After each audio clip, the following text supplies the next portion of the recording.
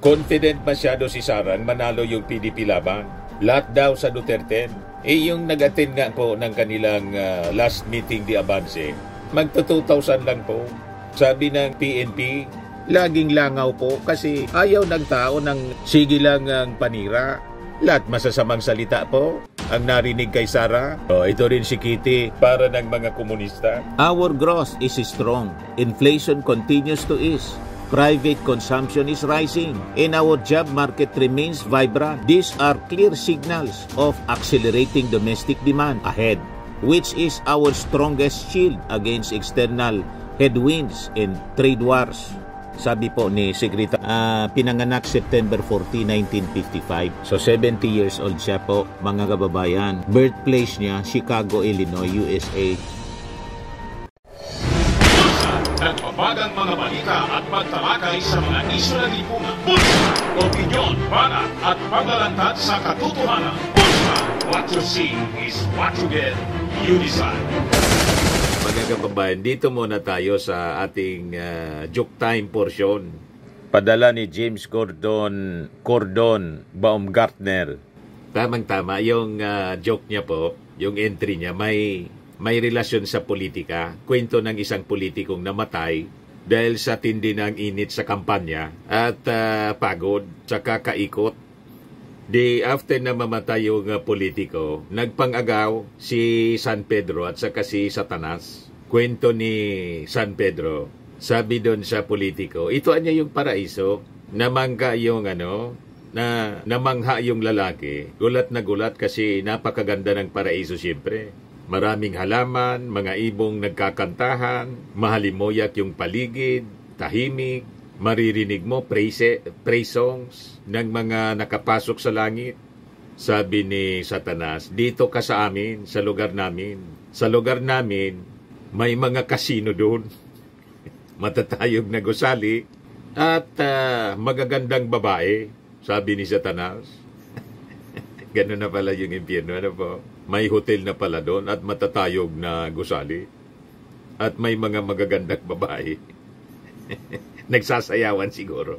Sabi ni San Pedro at saka ni Satanas, mamili ka. Saan mo gustong tumira? Sa langit, sa impyerno? Palibasa makamundos yung politiko po. Pinili yung lugar ni Taning. Ngayon, dinala ni Taning yung kaluluwa ng politiko, laking gulat ng politiko. Iba man yung iba man yung lugar, wala man yung sinasabing mga hotel at mga magagandang babae. Lahat lang apoy na napuntahan, lahat apoy yung nasa paligid. Nagreklamo yung politiko kay Satanas. Bakit niya ganon? Sabi mo, may kasino dito, may hotel, matatas na gusali at may mga gandang babae. Bakit puro apoy? Sabi ni Satanas, pinakita ko lang sa'yo, habang hindi ka pa nakakapili, hindi ka pa nakakadesisyon, parang eleksyon niya, habang nasa kampanya, hindi pa nakakaboto. Di ba niya ganun din kayo, ng mga politiko? Sige pangako, habang nangangampanya, pero ang mga sinasabi, hindi man totoo. Wala ka na niyang lusot. Nakapili ka na, dito ka na sa impyerno. Nabodol po. Nabodol pati yung kaluluwa.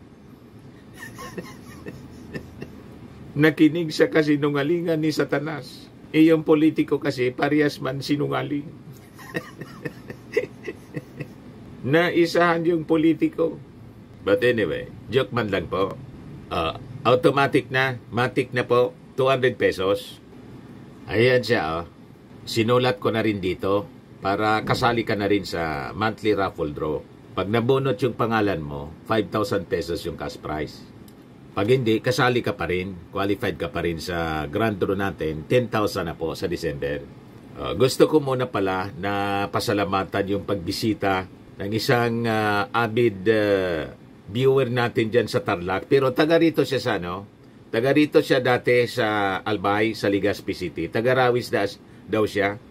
Bumiyahi pa from Tarlac to Legazpi para bisitahin rin tayo. Although Ang main purpose niya, mga kababayan, ay bisitahin yung kanyang mga kaibigan kasi reunion daw nila. Class reunion ng mga kaklase niya rito sa St. Agnes Academy nung panahon niya. 70 years old na siya, isang Filipino-Spanish. Mestiza po siya. Dati siyang teacher ng DepEd at ngayon nakita ko, guidance counselor yata yun siya sa isang college dyan sa Tarlac. Yan po. Napakakinis pa ng kanyang balat, yung kanyang muka. Mestiza talaga, napakatangos ng ilong. Kastilang-Kastila, Siya si Madam Karina Robles Tagama. Isang half Filipino, half Spanish. Dati siya taga Rawis, Legazpi City. Yan. Saka yung kanyang asawa si Sir David Belen. Sundalo daw itong si David Belen. Laging nanonood po sa atin.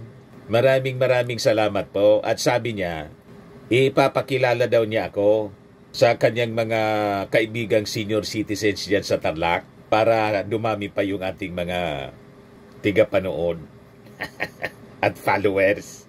Maraming salamat po, Madam Karina Robles Tagama. Si David Belen, yung kanyang asawa, taga rito din. Dati sa amin, yung mga Belen, taga First District ng Albay. Pero nandyan na sila, nakatira mga kababayan sa Tarlac. Maraming salamat sa inyo pong pagbisita. Mabuhay po kayo. At number 1 supporter ng ating Pangulong Bongbong Marcos. Marcos loyalist sila. Dito na tayo mga kababayan sa ating topic. Matindi po yung banat ni Sara Duterte. Pero yung audience niya, ginawa yung meeting di abansi po ng PDP Laban sa liwasang Bonifacio. Hindi natin maintindihan kung bakit confident masyado si Sarang manalo yung PDP Laban. Lahat daw sa Duterte. Yung nag-attend nga po ng kanilang last meeting di abansi, magto 2,000 lang po. Sabi ng PNP, laging langaw po kasi ayaw ng tao ng sige lang ang panira. Lahat masasamang salita po ang narinig kay Sara. Ito rin si Kitty para ng mga komunista. Palibasa, ang sinusupport po yung komunistang bansa, China. Ayan man lang po ang crowd nila sa liwasang Bonifacio. Malamang mga members ito ng KOGC. Prinoklamar na, mga kababayan, prinoklamar ni Sara Duterte. Dumami yung kandidato nila. Ngayon, sabi ni Sara, winawarningan ko anya kayo sa peligro nitong alyansa. Yan sabi niya, Vice President Sara Duterte blasted President Marcos alyansa para sa bagong Pilipinas, calling it a dangerous alliance meant to enslave Filipinos and bring the country back to narco-politics.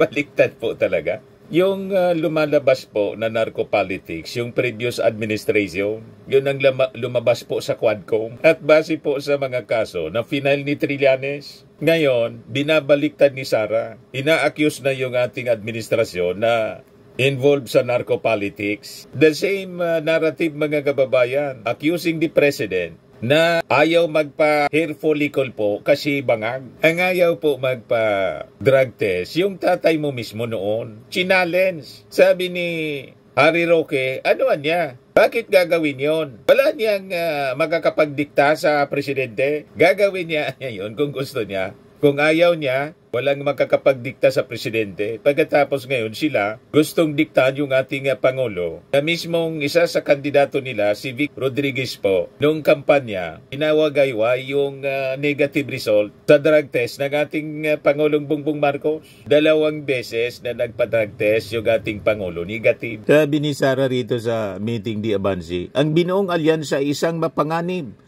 na pagsasanib puwersa ng isang administrasyong walang kakayahan, mga elitistang liberal at mga tinaguriang makabayan na ang tunay na hangarin ay manatiling mahirap ang taong bayan. Walang kakayahan. Napakalinaw, mga kababayan. Based sa latest na balita ngayon, ang Pilipinas po is the second fastest growing economy. Asian economy. Pumantay na nga tayo sa China po, mga kababayan. Philippine ranked second fastest growing Asian economy. Paano walang kakayahan, sabi ni Sara? Sabi dito, first quarter growth at 5.4%, As inflation eases, consumption rises. Pati po yung inflation po, bumagal. Bumaba yung inflation. Ibig sabihin, yung presyo ng mga pangunahing bilihin, tulad ng bigas na may 20 pesos na po, na kinakagalit ni Sara Duterte kasi natupad yung sinasabi ng ating Pangulo. Habang yung tatay niya, yung 7 pesos po, never na nangyari. Plus yung sabi niya, 6 months, sosolusyonan yung droga sa ating bansa. Hanggang ngayon may droga. Sino ngayon ang walang kakayahan? Ito yung data mismo mga kababayan. Galing sa Philippine Statistics Authority. At mula sa data ng iba-ibang mga bansa, pumantay na tayo po sa China. Yan the Philippine economy ranked as the second fastest growing in the Asian region, slightly picking up to 5.4% in the first quarter of the year from 5.3% in the fourth quarter of 2024, sabi po ng Philippine Statistics Authority. While growth was slightly slower than 5.9% expansion seen during the same period last year, Secretary Arsenio Balisacan of the Department of Economy, Planning and Development, or DepEd, said the Philippines is emerging as one of the fastest growing middle-income economies. Middle income na po tayo, economy. Paano nasabi ni Sara Duterte na ang administrasyong ito ay walang kakayahan? Ang walang kakayahan po, wala siyang kakayahang ipaliwanag yung paggastos ng 612 million confidential funds. Kaya kung ano-ano na lang na diversionary tactics ang kanyang ginagawa to cover itong mga katarantaduhan na kanyang ginawa. Siya yung walang kakayahan na patakbuhin yung isang departamento lang, hindi niya kaya, DepEd. Wala man pong reforma na ginawa si Sara Duterte. You see? Pagkatapos, sasabihin niya, yung ating administrasyon walang kakayahan. Napakalinaw po na siyang walang kakayahan. Pati walang kakayahan mag-isip ng matino. Sabi nga po ni Ramon Tulfo, certified kasing baliw. Sabi naman ni Atty. Lorna Caponan, lutangan niya. Makikita mo niya yung may, alam na ninyo, base niya sa aking experience. Panoorin ninyo yung interview ni Christian Isguera kay Atty. Lorna Caponan. Malilinawan kayo. Bakit ganyan si Sara Duterte? So, basado po sa data, the Philippines trailed only to Vietnam 6.9% and was tied with China 5.4% while outpacing Indonesia. Talo na natin. Nalampasan natin sa growth ng economy yung Indonesia 4.9%, Malaysia 4.4%, and Thailand 2.8%. So sabi po ni Balisacan, ito anyang performance underscores the relative resilience of our economy in the face of global volatility. This optimism is not passive nor misplaced. It is matched by a commitment to swifter, more decisive, and dynamic action. The Marcos administration is working hard to facilitate targeted and strategic investments, enable innovation, proactively monitors, deploy targeted social assistance, and preserve our sound macroeconomic fundamentals. Malinaw po na napakagaling ng ating Pangulong Bongbong Marcos magpatakbo ng ating bansa. Napilit nila ini-ignore ang mga achievements kasi habang nangyayari ito po, napapahiya sila. Nasurpas kasi yung achievement ni Digong. Ipag kinumpara po ninyo si Digong at si PBBM, nagmumukhang inutil po si Digong. Kaya pilit mga kababayan na sinisiraan ni Sara. Wala nang ginawa si Sara, manira sa kampanya. Wala mang programang sinasabi. Lahat lang pang sarili. Gusto niyang manalo yung Duterte para maisalba siya. At si Digong, yung kanyang tatay, hindi naman yun maisasalba po unless ma-prove nila sa ICC na hindi guilty sa crimes against humanity involving more than 30,000 victims na kapwa natin Filipino. Tama po? Kaya sabi po ni Finance Secretary Ralph Recto, ito anyang GDP performance highlights the continued strength and resilience of the Philippine economy even amid rising global uncertainties. Our growth is strong. Inflation continues to ease. Private consumption is rising and our job market remains vibrant. These are clear signals of accelerating domestic demand ahead, which is our strongest shield against external headwinds and trade wars. sabi po ni Secretary Recto. Napakagaling po ng administrasyong ito. Kaya masyadong na-insecure yung mga Duterte kasi malinaw po, pabagsak na po sila. Hindi nila matanggap, mga kababayan, na si Digong ay mahulog, masilo ng Interpol at nandun na ngayon sa ICC. At hindi nila matanggap, lalo na ni Sara, na susunod na sila. Mula mismo sa kanyang bibig na kanyang sinabi last week, 2 weeks ago yata, si Bongo, si Bato, at sabi nga, may nabalitaan daw siya na uunahin siya. Mamaya talaga, kailangan siyang magpaliwanag kasi hindi lang sa ICC yung problema nila, pati dito sa atin, sa DOJ. Tingnan natin mamayang hapon kung pupunta sa DOJ si Sara. Kasi may final sa kanyang complaints about inciting to sedition. May kaso, yung pagbabanta sa ating Pangulo. At grave threats, final ng NBI. You see? Sabi ni Sara, such alliance, anya, will bring the country back to narco-politics as well as to the nightmare of Typhoon Yolanda when Filipinos were abandoned. Anong abandon? Na hands-on, mga kababayan, yung ating Pangulo. Always on the ground sa mga calamities. Siya, yung panahon ng Christine, anong ginawa niya? Di ba lumipad siya outside the Philippine area of responsibility habang binabayo tayo ng bagyong Christine, baha, kung saan yung sinasabing 7,000 plus, hindi nga 7,000, 11,000 plus na flood control projects ng kanyang tatay, wala mang epekto. Tapos tinuturo yung 5,000 flood control project ng ating administrasyon. Mas marami nga yung sa inyo. 11,000 plus na flood control. Walang epekto. Mahilig si Sara magturo, mga kababayan. Habang ang napakalaking problema, sila mismo. Sabi niya, ito ang alyansang muling nais tayong alipinin gamit ang kahirapan, kasinungalingan at kapangyarihan. Sino ba naman yung sinungaling? Napakalinaw na kayo yung mga sinungaling. Yung kahirapan, gamit daw yung kahirapan. Ina-address ng ating Pangulo yung kahirapan, kaya nga po, second fastest growing economy tayo sa Asia. At tuwang-tuwa yung ating mga mahihirap kasi may ayuda palagi sila para makatawid sa kahirapan habang sinusulong yung mga programa para sa long-term solution ng ating mga problema sa kabuhayan, lalo na po sa agrikultura. Ang daming mga magsasaka ang tuwang-tuwa kasi yung kanilang pagkakautang iniraise na ng ating Pangulo. Wala na silang babayaran. Inawad yung mga lupa sa kanila. You see, never yan na nagawa ng kanyang tatay. Kasi yung tatay niya, busy sa EJK. Kaya sila may kaso. Kaya siya may kaso sa ICC, Crimes Against Humanity. You see? Ito yung speech ni Sara Duterte, mga kababayan. Pakinggan natin yung kanyang kasinungalingan.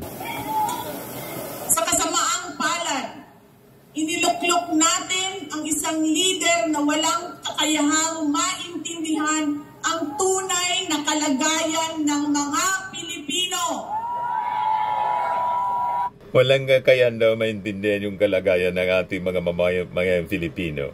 Sa totoo lang, yung ating Pangulo ang may pinakang malawak na pagkaintindi sa kalagayan ng ating mga mamamayang Filipino. Kaya nga po siya, makikita ninyo ang kanyang mga programa talagang nakatuon para sa pag-angat ng buhay ng ating mga mahihirap na mga kababayan. Gusto niya na maging middle income class na sila. Nakita ninyo po yung mga pabahay, mga condominium, high-rise buildings, mid-rise and high-rise buildings. Tingnan nyo naman po, mga kababayan, iyon sa Palayan City, Township sa Nueva Ecija. Isa lang siya sa napakaraming mga housing projects all throughout the country. Kompleto po ng amenities, may clubhouse, may swimming pool, mga condo units po. Ganyan kaganda, mga kababayan, yung mga housing projects ng ating Pangulo.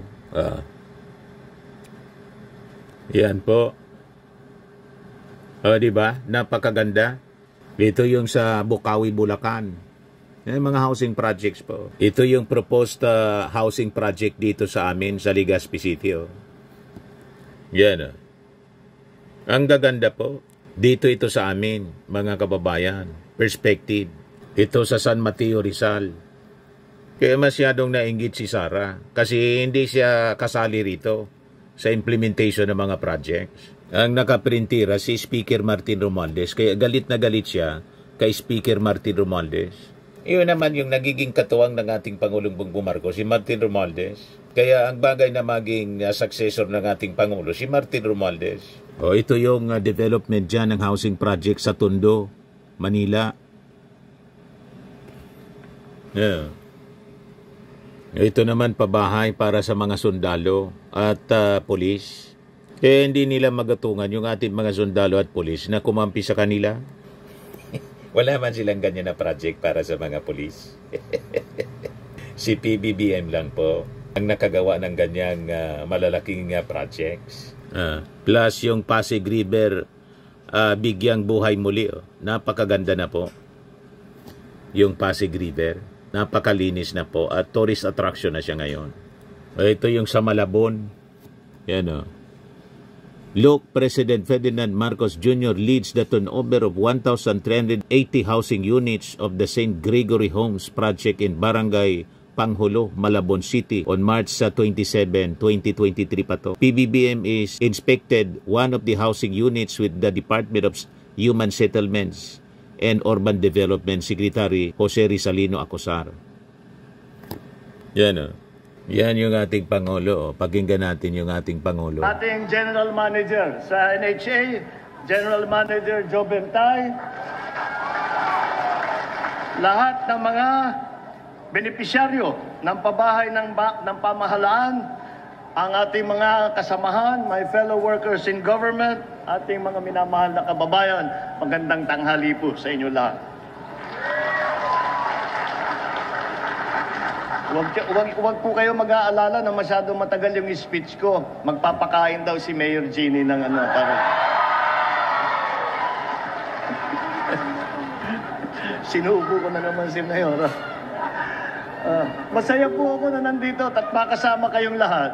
At tunghayaan ang pagsasakatuparan ng ating hangarin na makapagpatayo ng bahay para sa ating mga kababayan dito sa lungsod ng Malabon. Ang St. Gregory Homes Project ay binubuo ng mahigit na 20 tiglimang palapag ng mga gusali na merong 1,380 unit na pabahay na di kalidad, matibay at ligtas.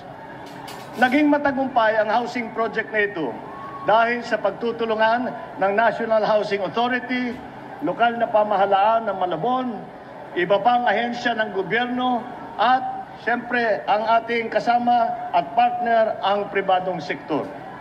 Naway mas marami pa tayo mapapatayong bahay at matutulungan na kapwa nating Pilipino.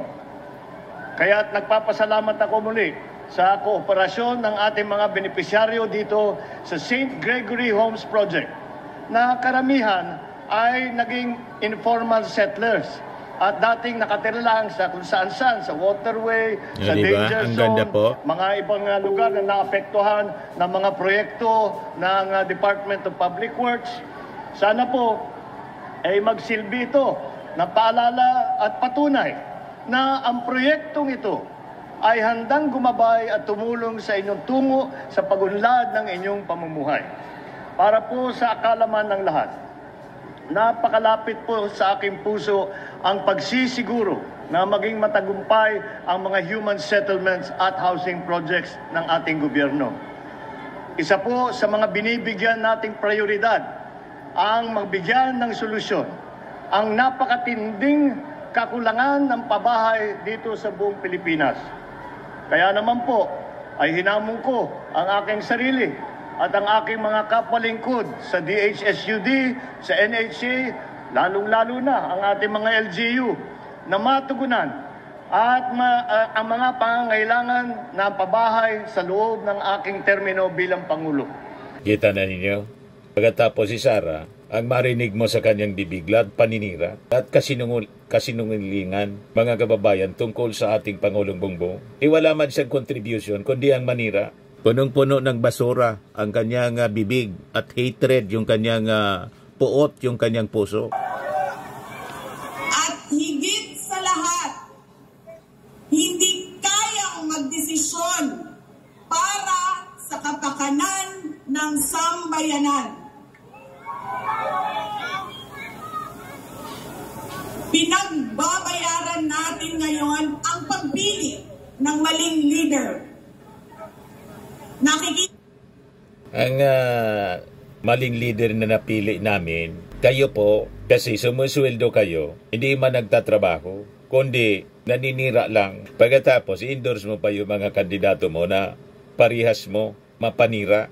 Wala mang kontribusyong maganda sa ating bansa. Lahat lang ang sinasabi ang tungkol sa inyong tatay. Di ba? Kaya nga ang grupo ninyo, Duterte, hindi tulad ng alyansa ng bagong Pilipinas. Para sa Pilipinas, hindi para sa isang tao. Hindi para kay Marcos, kundi para sa Pilipinas. Kayo, Duterte, para kay Digong at para sa inyo. Tapos kukubra ng sweldo sa ating mga mamamayang Filipino. Logi man po pa ganyan. At hindi natin kailangan ng leader na punong-puno ng puot ang kanyang puso. Natin ang lantaran at walang pakundangang paglabag sa ating saligang batas. Binaliktad pa niya. Inaakusa yung ating Pangulo na naglabag sa saligang batas. Ang malinaw po na naglabag sa saligang batas kayo. Culpable violation of the Constitution. Kaya nga po kayo na-impeach. O ngayon, gusto ninyong tablahin yung ating Pangulo. Yung kaalyado ninyo, si Cardema, nag-file man ng impeachment. Hindi man tinanggap ng Congress. Sabi, babalik sa Martes daw. Tingnan natin mga kababayan. Kasi nag-react na si Speaker Martin. Mamaya, ibigay ko sa inyo yung reaction ni Speaker Martin. Balikan natin si Sara sa kanyang matinding puot sa kanyang puso. Pinamumunuan din tayo ngayon ng isang taong patuloy pa rin tumatanggi, sumailalim sa isang pampublikong hair follicle drug test.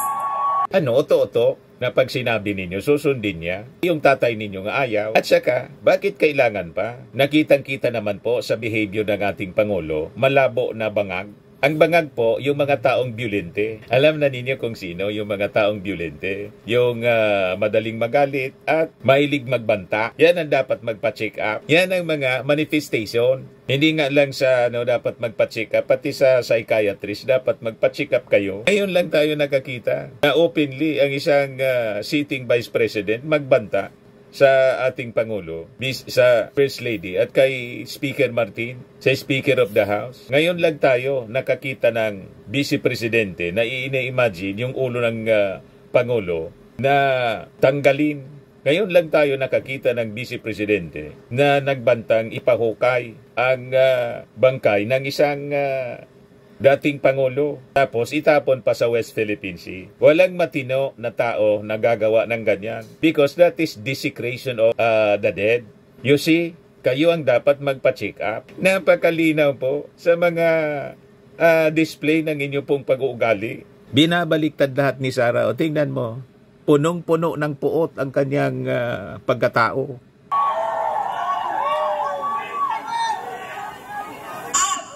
Nagsinungaling sa 20 pesos ang bigas. Paano nagsinungaling? Nasinimula na nga sa Cebu. Kaya lang sinuspend mo na kasi eleksyon. Napakalinaw at tinikman ng ating Pangulo. Masarap yung 20 pesos na bigas na sinaing ni Cebu Governor Gwen Garcia. Yan si Gwen Garcia with President Bongbong Marcos.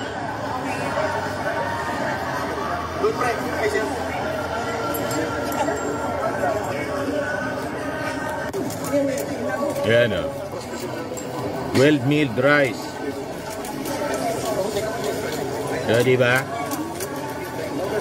Sabi ni Sara, pagkaing hayop, pagkaing baboy.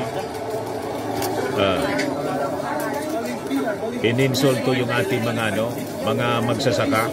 Pinapalabas yung pinoproduce na bigas ng ating mga magsasaka, pagkaing baboy lang. Ganon kababa ng tingin ni Sara Duterte sa ating mga magsasaka. Nagpo-produce ng bigas na pagkaing baboy lang yung quality. Sara is consumed by hatred, mga kababayan, kaya ineffective siya na maging public official. pati yung kanyang mga kandidato sa pagka-senador, wala man yang magagawang mabuti sa ating bansa yung Duterte po, kasi punong-puno ng puot ang kanilang mga puso. You see? Maubos lang yung panahon nila sa pagligtas kay Digong at sa kay Sara. Loging-logi mga kababayan ang ating mga mamamayang Filipino sa pagpapasweldo sa kanila. Tingnan ninyo ni Sora, punong-puno ng galit. Ang masakit pa, nakuha nilang kidnapping ang dating Pangulo.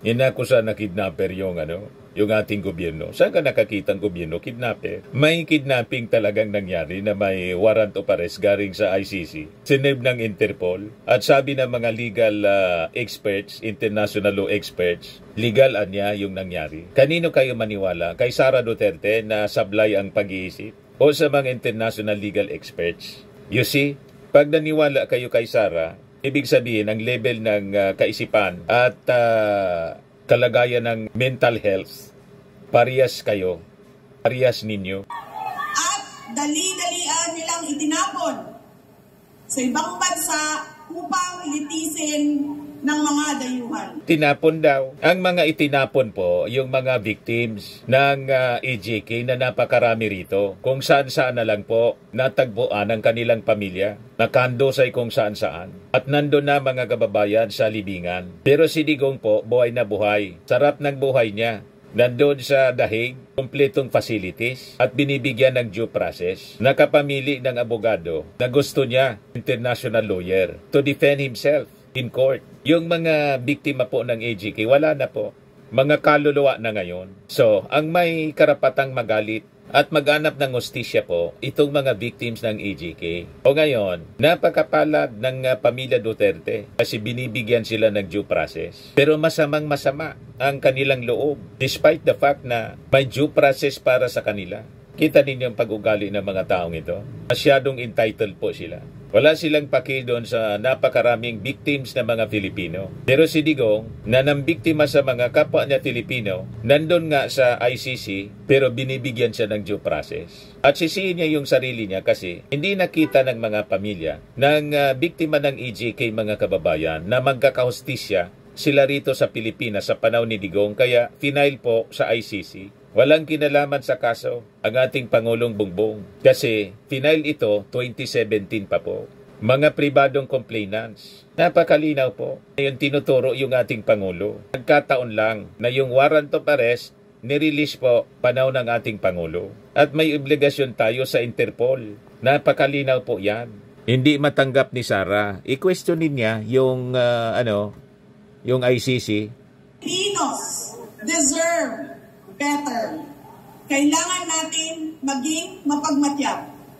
May mga ulat at bulong-bulungan na may mga kumikilos na sa iba't ibang parte ng ating bansa.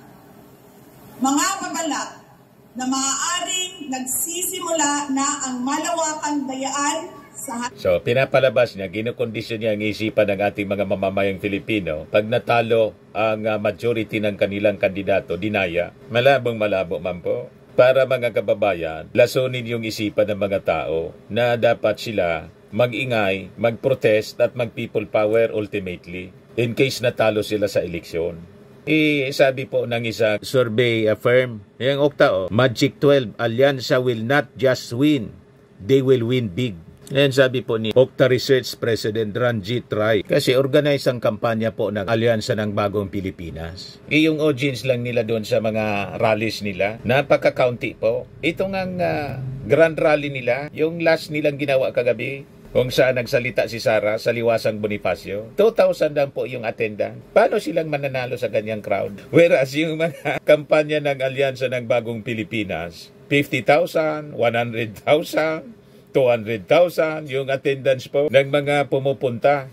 Paano silang mananalo? Kaya nga nanalo si Sara po during the election kasi sinuport ng mga Marcos loyalists. Yung 32 million niya, 31 million doon, mga Marcos supporters. Kaya nga siya hindi naglakas loob na kumandidato pagkapangulo. Siguradong matatalo siya. Kita ninyo, hindi nga makapag people power kasi wala ng people sila. After na maaresto siya, Digong, walang people power. Lahat lang kasi sila daldal sa social media kasi Karamihan sa mga supporters nila, trolls. Kita ninyo? Kaya sabi po ng UKTA President, pakinggan natin. Kaya malabo yung statement ni Sara Duterte. Malayo sa katotohanan. The probability of the Alianza winning 8 senatorial candidates is very high. So Alianza will not just win, they will win big. Yeah, alam niyo naman yung consistent criticism ng surveys, nagma-mind conditioning daw kayo. Ano namang masasabi niyo sa ganon? We are just messengers. Honestly, we give too much credit to surveys. We have to temper surveys by saying that they're really just snapshots. They're not guarantees. Malabo po na yung Duterte manalo. Malamang si Bongo manalo at saka si Bato. Pero sabi nga natin, manalo man si Bongo si Bato, may nakaambang sword of Damocles sa kanila. Alam nila yon, yung warrant of arrest ng ICC. Kaya nga, sabi nga natin, masasayang lang yung boto para kay Bongo at kay Bato. Malamang hindi man sila makaupo bilang susunod na mga senador, bilang mga re-electionista senator po. Kaya masamang-masama ang loob ni Sara Duterte. Sabi ko nga po, itong mga problemang kinakaharap niya at kinakaharap ng kanilang pamilya, consequences ito ng kanilang mga maling ginawa. At dapat sisihin po sila mismo. Ang kalaban nila hindi man po yung ating Pangulo o ang ating administrasyon. Ang kalaban ni Sara, yung ugali niya, yung pagkatao niya, yung bibig niya. The worst enemy ng mga Duterte po, yung sarili nila. Anyway, sige lang. Pakinggan natin yung mga pinagdadaldal ni Sara. Alam ng alyansa. Ang binuong alyansa ay isang mapanganib na pagsasanib puwersa. Ang mapanganib po, si Pulong at kayo.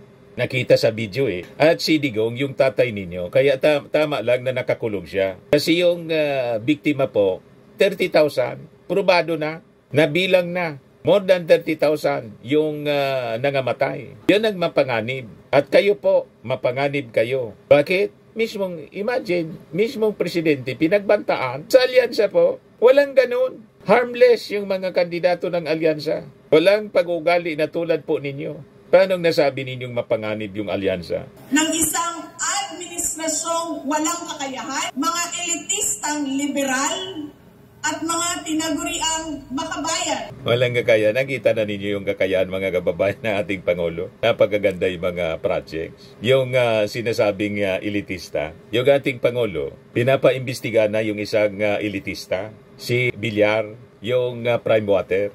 Nagalit kayo. Pero hindi nangangulugang elitista. Masasama na. Lahat na lang masasama pag mayaman. Di ba? Kumusta naman yung gumastos ng 125 million in 11 days? At yung mga sinasabi ninyong makabayan, di man yung kalyado ng ating Pangulo? Gusto nga din na papanagutin yung ating Pangulo? Yan ang mga sigaw sa mga rallies ng mga makabayan. Kaya lang, wala man silang makitang ebidensya.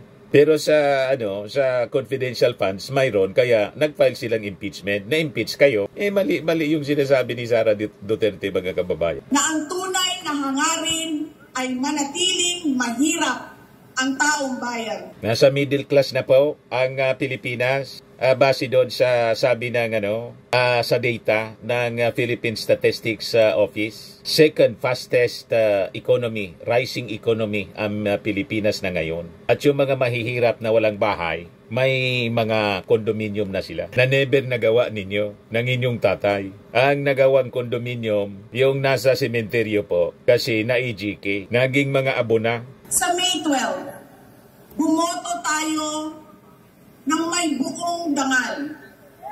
Bumoto tayo ng may tapang. Let us show the world that no amount of vote buying or cheating can suppress the fury burning in our hearts. Time and again, you have heard me say, God save the Philippines. Kanong God save the Philippines na yung Diyos nga pinagmumura ng tatay ninyo? Sinong Diyos? Baka yung Diyos ng mundo? Ang God of this world, ang tawag doon, si Lucifer. Sa bagay, nasabi na po ninyo, drag me to hell. Pag ako niya nandun sa impyerno, ako ang presidente ng impyerno. Kaya malabo na ang majority ng mga Filipino maniwala po sa inyo. Dapat ang Pilipinas iligtas po sa another Duterte na makaupo sa Palasyo Malacanang. Yan ang dapat na mangyari. Kasi baka maulit yung AGK. Pati nga yung presidente, pinagbantaan ninyo. Ano pa, yung mga ordinaryong Pilipino. Kaya yung bukang bibig ng tatay ninyo noon, kill palagi. Kaya nga may crimes against humanity po, laban sa inyong tatay. Bumoto daw straight, Duterte, and let us all save the Philippines. Wala man pong makakapagligtas sa Pilipinas, kundi yung ating Panginoong Hesukristo man lang. Kasi siya lang yung at sa buong mundo, siya lang po ang tagapagligtas. Ang sino man po na mag-claim na another savior, Antikristo yan. Di ba pa? Mga Antikristo lang po ang magsasabi ng ganyan na gustong palitan yung Savior tulad ni Pacquiao. Tingnan ninyo. Kaya niya daw na i-stop yung lindol. Pero yung pag-aresto ni General Torres sa kanya, hindi niya na-stop. Di ba? Sabi ni Sara, God save the Philippines daw nila.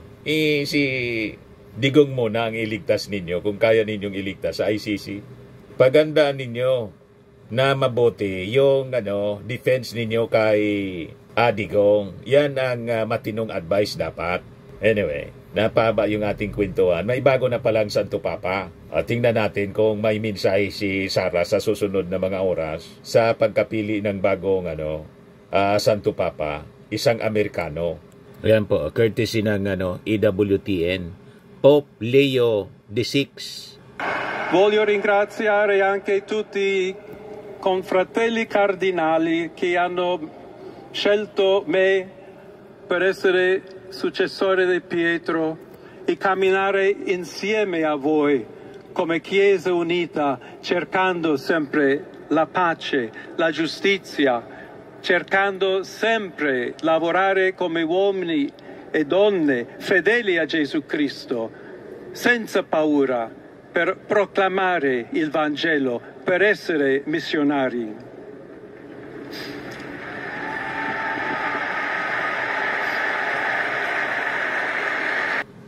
Nag-post din agad sa Facebook si US President Donald Trump. Congratulations to Cardinal Robert Francis Prevost, who was just named Pope.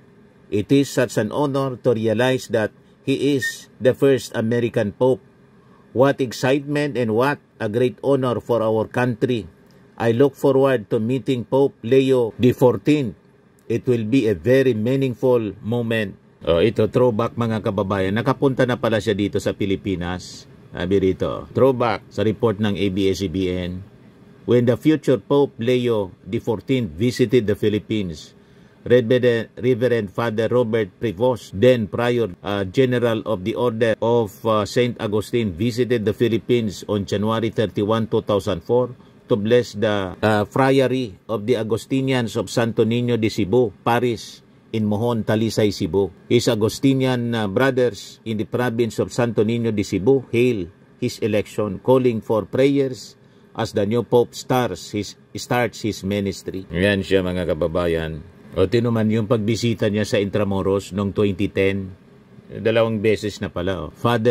Reverend Father Robert Francis Prevost, OSA, has celebrated Mass of the San Agustin Church in Intramuros, Manila during the Order of St. Augustine's Intermediate General Chapter in 2010. Ayan siya, mga kababayan. Si Pope Leo XIV, mga kababayan, pinanganak September 14, 1955. So 70 years old siya po, mga kababayan. Birthplace niya, Chicago, Illinois, USA. So kahapon, elected Supreme Pontiff, May 8, 2025. So siya po, mga kababayan, yung ika-267 successor of St. Peter, sabi rito sa balita.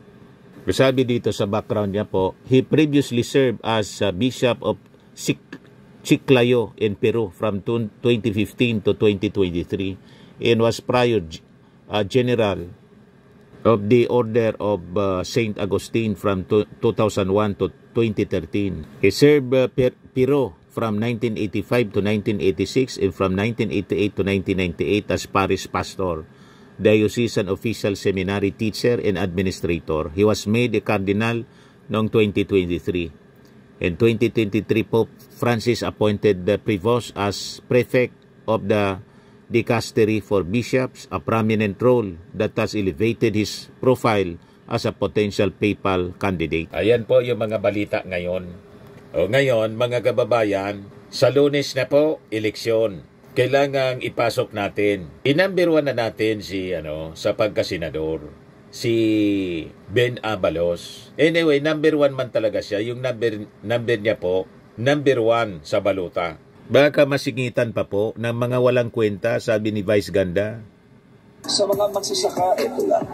Number 1, papalakasin ko ang kapangyarihan ng NFA kasi tinanggal ito ng rice tariffication. Isipin mo, kung minsan baksak ang presyo, kawawang ating magsasaka. Pero kung meron kang NFA na may sapat na pondo na siya na bibili sa iyo at siya na rin magbebenta, open, kasi hindi nila pwede ibenta, nakalagay ito sa batas, iimbak lamang nila, bartering, in terms of calamity, they can only sell it if there is a rice emergency. Tatanggalin natin yun. Isipin nyo, sabi nga ni Sir Pico, kung libo-libong truck, buong Pilipinas, walang ginawa kundi bumili ng bigas sa mga magsasaka at binibenta mismo direkta sa mga tao. Naku po, masaya na magsasaka, masaya yung mga bibili dahil nakakabura sila. Hindi ba? Napakasimple. Let's just empower the NFA at yan ang gagawin ko. I will amend the rest of it.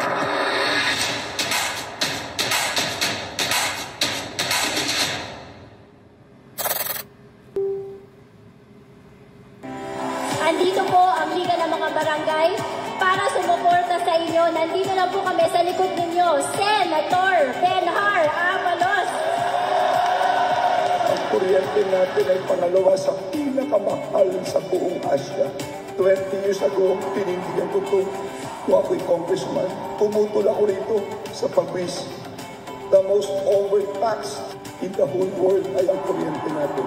Yan ang una ko ipapay para bumaba ang kuryente, tumami negosyo, tumami trabaho, at dumaang ang buhay ng bawat Pilipino.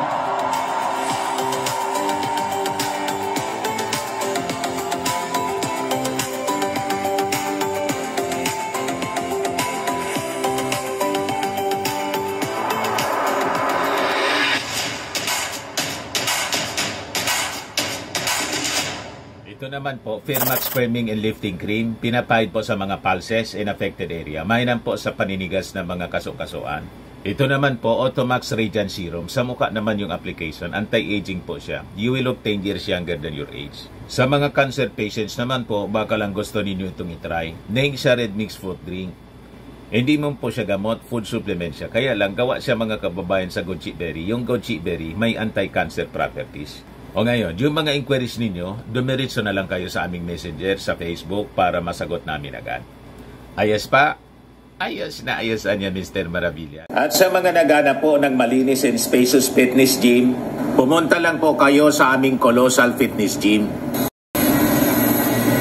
May Grab Car Rental din po kami. Ito naman po yung bago naming product na binibenta online. Eye Glow Serum, whitening po siya. Tingnan ninyo yung epekto sa aking anak na architect before and now. Yung mga inquiries po ninyo, dumiretso na lang kayo sa kanyang Facebook account, Riz Maravillas.